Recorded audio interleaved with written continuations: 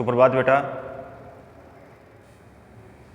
अपने अलंकार चल रहे थे, पिछले 2 वीडियो में अपने अलंकार देखे हैं और अपने अनुप्रास अलंकार पढ़ लिया। जहाँ वर्णों की आवर्ती होती है उसे अनुप्रास अलंकार कहते हैं। दूसरा अलंकार अपने पढ़ा था यमक अलंकार कि जहाँ शब्दों की आवर्ती होती है लेकिन प्रत्येक बार शब्द का अर्थ कैसा होता है, भिन्न भिन्न होता है, अलग अलग होता है। तीसरा अलंकार पढ़ा था श्लेष अलंकार। श्लेष शब्द का अर्थ होता है चिपकना, जहाँ पर वाक्य में एक ही शब्द के 2-3 अर्थ निकलते रहते हैं, उसे कौन सा अलंकार कहते हैं, श्लेष अलंकार। और चौथा अलंकार आपने पढ़ा था उपमा अलंकार। उपमा अलंकार जहाँ 2 भिन्न पदार्थों में समान गुण धर्म के कारण क्या की जाती है, तुलना की जाती है, उसे उपमा अलंकार कहते हैं। ये 4 अलंकार पढ़ लिए। आज अपना पढ़ेंगे 5वां अलंकार और अपना 5वां अलंकार आज रूपक अलंकार। रूपक अलंकार। रूपक अलंकार सबसे पहले परिभाषा देखेंगे रूपक अलंकार की, जहां उपमेय पर उपमान का आरोप किया जाता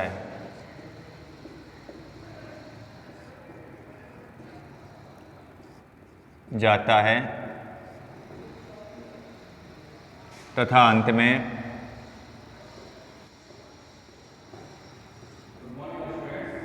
दोनों को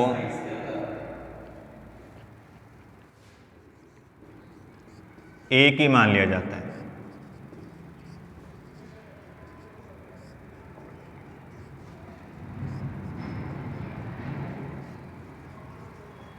उसे रूपक अलंकार कहते हैं।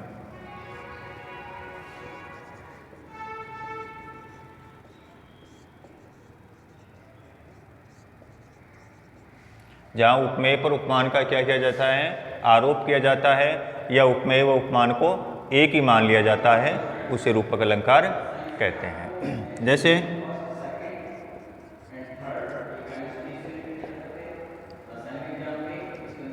मैं स्नेहसुरा का पान किया करता हूँ।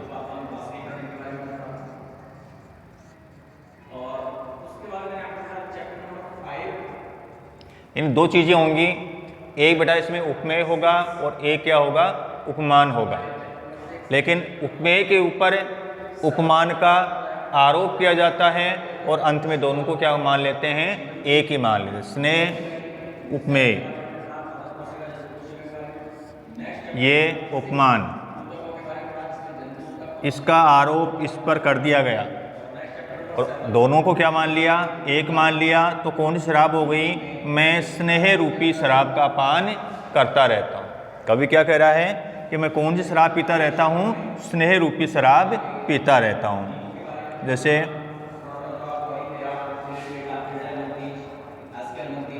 अंबर पनघट में डुबो रही, तारा घट उषा नागरी।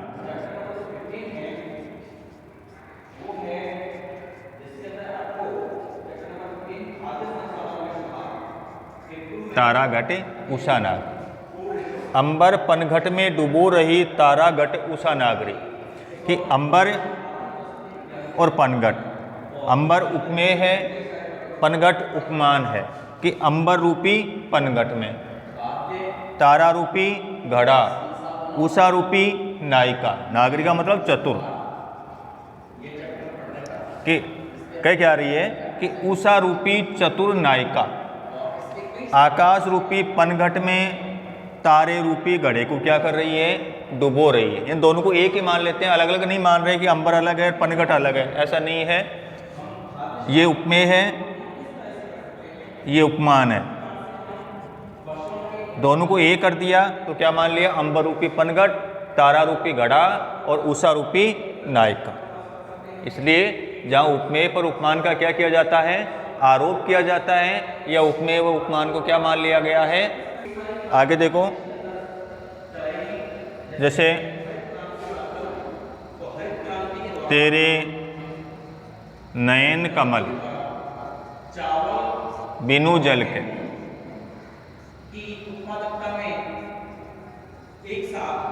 नयन क्या है, उपमेय, ये क्या है, उपमान, इसको क्या कह सकते हैं, विशेष्य, और इसको क्या कहेंगे, विशेषण।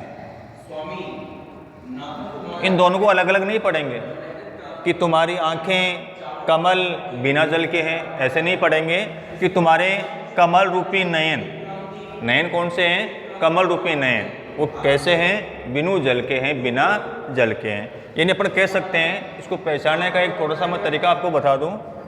इसको पहचानने का यही तरीका है कि ये शब्द होता है जिसको योजक शब्द कहते हैं। दो शब्द होंगे, दो शब्दों के बीच में ऐसा योजक शब्द होगा, और दोनों यानी योजक शब्द से पहले वाला और बाद वाला दोनों एक विशेष्य होगा और एक विशेषण होगा, तो वहाँ पर आपका रूपक अलंकार होगा।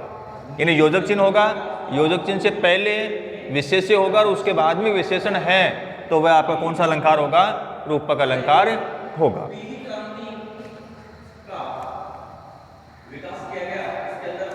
इसको पहचानने का यही एक तरीका है कि जहाँ योजक चिन्ह से पहले विशेष्य होगा और योजक चिन्ह के बाद में क्या होगा, विशेषण होगा, तो वहाँ पर आपका रूपक अलंकार होगा। छठवां अलंकार आपका उत्प्रेक्षा।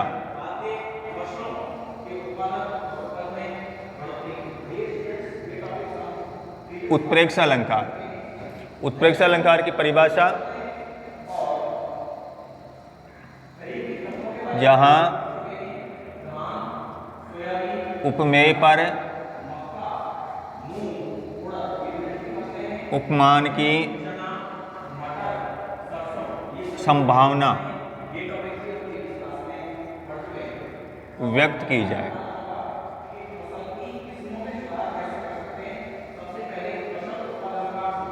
उसे उत्प्रेक्षा अलंकार कहते हैं।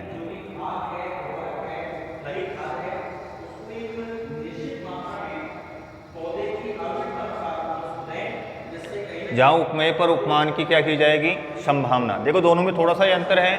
उसकी परिभाषा यही थी कि जहाँ उपमेय पर उपमान का आरोप होगा तो वह रूपक होगा, और जहाँ संभावना होगी तो वह कौन सा होगा, आपका उत्प्रेक्षा होगा। इसके कुछ वाचक शब्द हैं, पहचानने के जो शब्द हैं, वाचक शब्द जिनके द्वारा उत्प्रेक्षा अलंकार की पहचान की जाती है। जानो, जनु, मानो, मनु, जनु है, मनु है आदि। ये इनके कुछ वाचक शब्द हैं जिनके द्वारा उत्प्रेक्षा अलंकार की पहचान की जाती है। यानी ये शब्द जिस वाक्य के अंदर होंगे तो वह आपका कौन सा अलंकार होगा, उत्प्रेक्षा अलंकार होगा। जैसे मानो कठिन आंगन चली,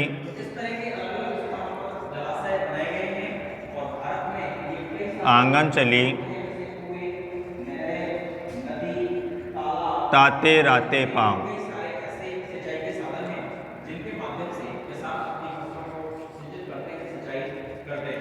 तुम तो कालू हाँक जनु लावा।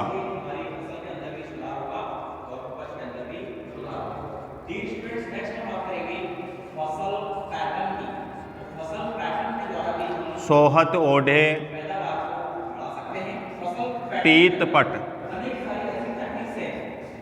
श्याम सलोने गात।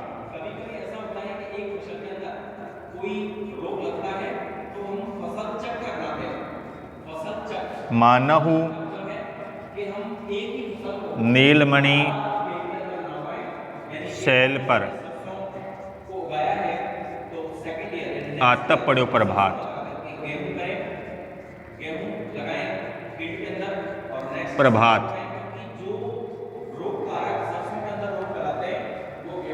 इनमें वाचक शब्दों के द्वारा अपन उत्प्रेक्षा अलंकार की पहचान कर सकते हैं। मानव शब्द आ गया। मानव शब्द किसका वाचक शब्द है? उत्प्रेक्षा का। तुम तो कालू हाँ कि जनु शब्द आ गया। जनु शब्द भी किसका है? उत्प्रेक्षा का। सोहत ओटे पीत पट श्याम सलोने गात मानहु नीलमणि शैल पर, मानव शब्द भी इसी का है। जानो जनु मानो मनु जनुहु मनुहु आदि शब्द। अच्छा मनु मनहु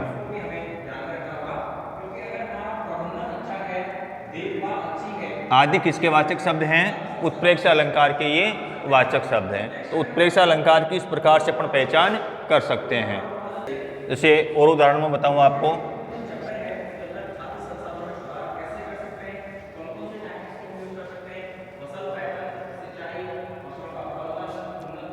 उस काल मारे क्रोध के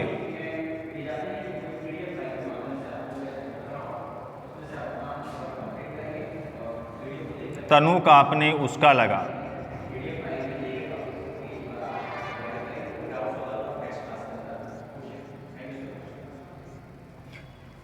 उस काल मारे क्रोध के तनु उसका कांपने लगा, मानो हवा के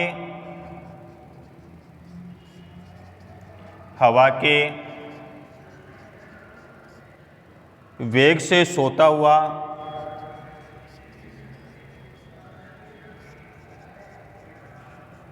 सागर जागा। इसकी पहचान अगर अर्थ नहीं आ रहा है तो भी अपन इसकी पहचान कर सकते हैं। मानव शब्द आ गया। मानव शब्द किसका वाचक शब्द है? उत्प्रेक्षा अलंकार का वाचक शब्द है। तो इस प्रकार उत्प्रेक्षा अलंकार की अपन पहचान कर सकते हैं। अगला आपका अलंकार है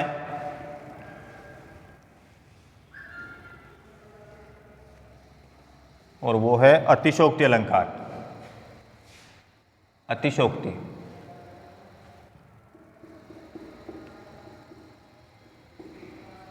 अतिशोक्ति अलंकार। अतिशोक्ति का मतलब क्या होता है? बात को बढ़ा चढ़ा करके प्रस्तुत करना। तो जिस अलंकार में बात को अत्यधिक बढ़ा चढ़ा करके प्रस्तुत किया जाता है वहां पर कौन सा अलंकार होता है? अतिशोक्ति अलंकार। तो जहां बात को अत्यधिक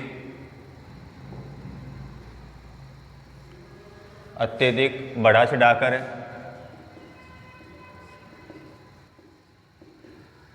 पेश किया जाता है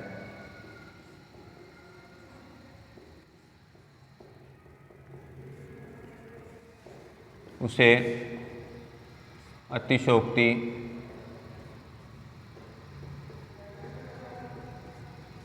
अलंकार कहते हैं।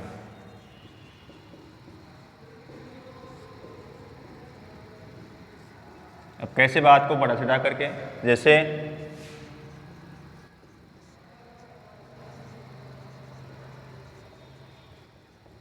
हनुमान की पूंछ में लग न पाई आग।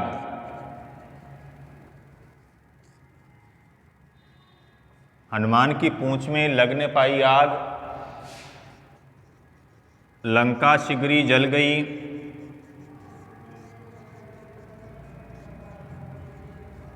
गए निशाचर भाग।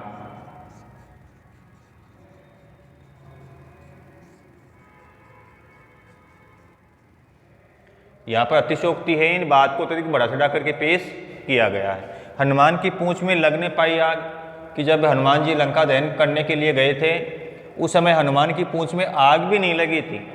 हनुमान की पूंछ में पूरी तरीके से आग भी नहीं लगी थी। लंका शीघ्र जल गई कि सारी की सारी लंका नगरी क्या हो गई? जल गई। गए निशाचर भाग, और सारे के सारे राक्षस क्या हो गए थे? भाग गए थे। तो इन पूंछ में आग भी नहीं लगी, उससे पहले सारी लंका नगरी क्या हो गई? जल गई, और सारे राक्षस क्या हो गए? वहां से भाग गए। इसलिए यहाँ पर बात को अत्यधिक बढ़ा चढ़ा करके पेश किया गया है। दूसरा उदाहरण देखते हैं। देखी सुदामा की दीन दशा,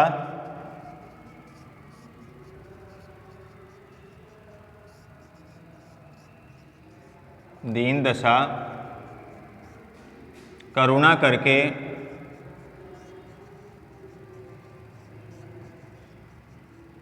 करुणानिधि, रोए।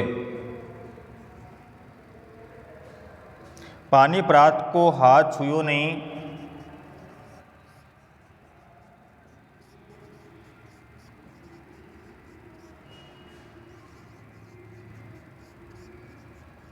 छुयो नहीं, नैनन ही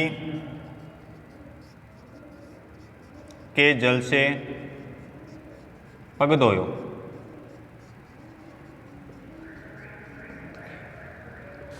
जब पहली बार कृष्ण और सुदामा का मिलन हुआ था, उस समय सुदामा की जो अत्यधिक गरीब दशा थी, उस गरीब दशा को जब श्री कृष्ण ने पहली बार देखा तो अत्यधिक वो दुखी हुए। पानी परात को हाथ छुयो नहीं, पानी और परात को उसने हाथ भी नहीं लगाया, इन जल रखने का जो बर्तन होता है उसको हाथ भी नहीं लगाया, और अपने आँखों के जल से उन्होंने उनके पैरों को धो दिया। तो इसमें बात को अत्यधिक बढ़ा चढ़ा करके पेश किया गया है। अगला अपना अलंकार है तीसरा बेटा, अंतिम है आपका आपके पाठ्यक्रम में, और अंतिम अलंकार है आपका मानवीकरण। मानवीकरण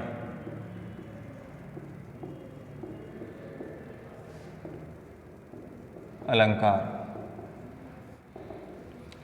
किसे कहते हैं? मानवीकरण अलंकार, जहां जड़ प्रकृति में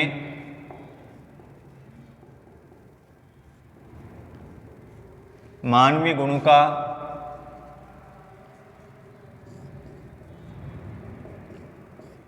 आरोप किया जाता है।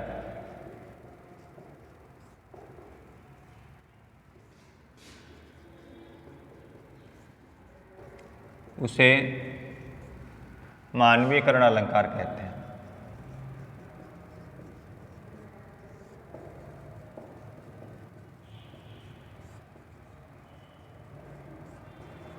उसे मानवीकरण अलंकार कहते हैं।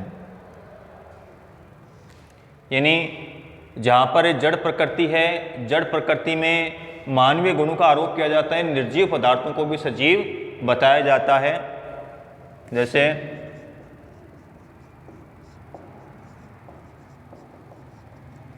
हंसते हैं छोटे पौधे, लघुबार। अब हंसने का काम कौन कर सकता है? इंसान कर सकता है, लेकिन यहाँ पर हंसते हुए किसको बताया है? छोटे पौधों को, कि छोटे पौधे किसका काम कर रहे हैं? हंसने का काम कर रहे हैं। तो जहाँ जड़ प्रकृति के अंदर मानवीय गुणों का क्या कर दिया जाता है? आरोप कर दिया जाता है, वहाँ पर कौन सा अलंकार होता है आपका? मानवीकरण अलंकार। आपकी किताब के उदाहरण हैं, जैसे आउरे सरसों की न पूछो,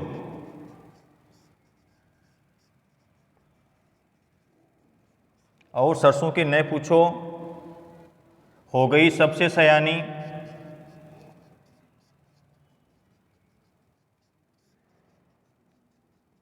हो गई सबसे सयानी, हाथ पीले कर लिए हैं,